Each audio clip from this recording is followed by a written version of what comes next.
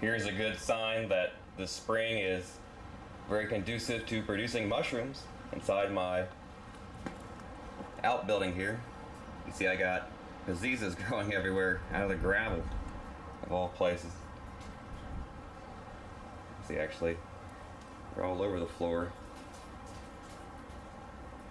Obviously it's just bare gravel in here, so they're probably coming in from outside, just running my slime inside.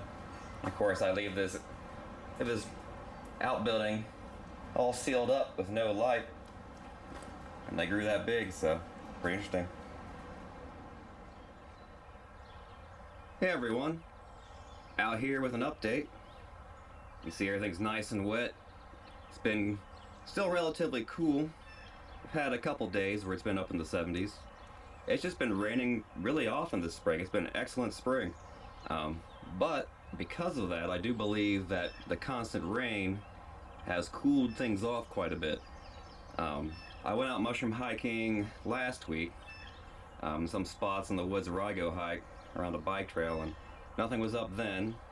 And most people on my Facebook forum for Ohio, they said they haven't seen their major harvests come up. There's a few spots people are finding some come up.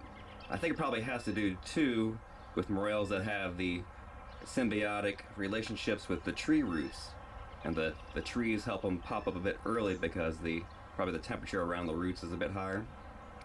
If I stick my finger into the dirt of these rows, it still feels like the inside of refrigerators, like the soil temp is still in the 40s. So hopefully within the next week the sun comes up and it stops being so cloudy all the time and warms some things up. Today I've ran the sprinklers a little bit.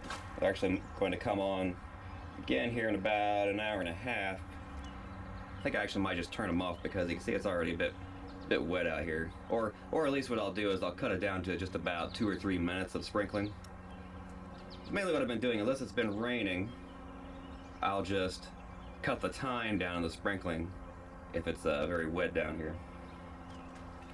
Had a few large storms that have come through, tore up a bit of the fence a little bit. You see where I've had some cable ties here. I had some snap. Actually, I got to redo a few spots.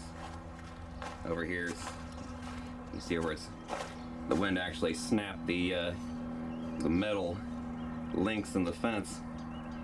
So I got to cable tie all this together. So it holds up, but yeah, you'll still have to maintain it a little bit.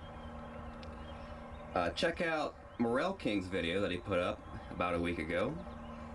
I'll have the link in the description below. Shows how he does his rows in preparation. But notice too that the shade cloth he has over his hoops, there's no bricks or anything. He just has cable ties attaching the bottom of the cloth to the PVC pipes, and then have it nice and snug on there, and then you just slide it up the pipe and slide it back down, and he says it holds up well even to hurricane force winds. So if you want to do that, that's what I would suggest. If I did this over again, that's probably the method I would do it as well. Who wants to pick up bricks all the time? But yeah, everything's doing well. Everything's wet and moist. So let's do some spot checks here. I've already actually spot checked it today once. Give you an idea of how everything's looking. You see, a lot of the rows on the margins, there's quite a bit more dandelions and weed growth, just because that didn't get chopped up by the rototiller. But in the centers, it's still pretty bare. There I see some new ceiling weeds growing out there, but like I said, if I stick my finger in the dirt, it still feels very, very cold, like a refrigerator. Go down here a little bit. In some areas there's more weeds than others, and hopefully they don't get so bad that I have to chop things back. You can see in here how much growth I got. Now I went mushroom hiking last week, didn't find anything. Did find a lot of wild leeks. I might actually go back and pick some wild leeks, or ramps as they call them. And according to my Facebook groups for Ohio Morel hunting, only a few people have actually found any so far, so the major harvests have not come in because it's pretty much too cold around everywhere in my area. Let's see, I think this row is a bit better with the weeds. Yeah, it's like, you can see there's not nearly as many weeds in this one. So how large the new seedling weeds will be when the morels pop, I'm very interested in that. Very interested to see what kind of natural things sink up in my property. You know, what's flowering, what's just coming up, and you know, hopefully that'll be a good indicator of the timing. Now I've noticed this row right here. It's with a different shade cloth brand, and I think it might be like 70% or 75%, while the other stuff is like 60, 65. It definitely cuts out more of the light, and it's a bit heavier. You can see, actually, I think it was the cloth I used 1 or 2 years ago. But because it's heavier, you see, it doesn't let as much light in, but it's slightly warmer on the inside. I actually can feel a little bit of like greenhouse warmth on the inside, and I don't know, maybe that'll be good to get things going a bit faster in this row. I don't know. We'll see. I might as well check out the last row too. You can see it's all muddy around here, so that's good. Thanks. I might not even run the sprinklers today. It might rain again. You see, this one doesn't have much weeds in it either. But pretty much the same. The dirt's just very, very moist, just waiting. Interesting enough, I don't see any of the Paziza mushrooms growing up. Now, I saw them in my barn, but that's because my barn gets hit by the sun and warms up quite a bit more. And I said there was no light in there, but actually there's a tiny bit of light because there's a kind of like a little skylight area in it. So that's what triggered them to pop up inside.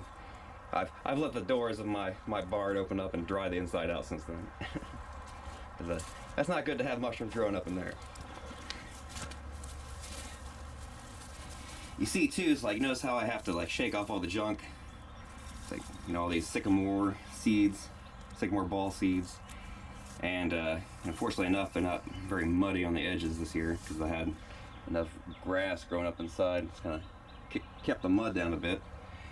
But doing it like MorelKing's method, you have the shade cloth not even touch the ground, and then you just slide it up and down, and then you don't have to worry about the cloth getting muddy, because it will be an issue if I get mushrooms and I have to harvest them, that I don't want to pull the cloth over it and drop a bunch of seed and weeds and a bunch of other junk getting the mushrooms, get them all muddy and stuff. That's not gonna be any good. Probably the method I'm going to employ is just get a pole, maybe another PVC pole, and have it go a length of it, and then clip the end of the fabric to it, and then I just kind of lift the entire span of it and just pull it backwards across the road. And hopefully that'll keep things clean and keep any mud or junk from getting on the mushrooms. So that's an update. I'm actually going to go out mushroom hunting again today, see if I can find some coming up in some usual spots. I figure when I start seeing them in my area, it's only a matter of days away. I was talking to my mother the other day, and she said that it was always about around the end of April, the 26th, about the 26th of April, she said, when they would go out and mushroom hunt. So I still think there's some time of waiting, at least in my area. So I cross my fingers, and hopefully here in a week or two, we'll see some action.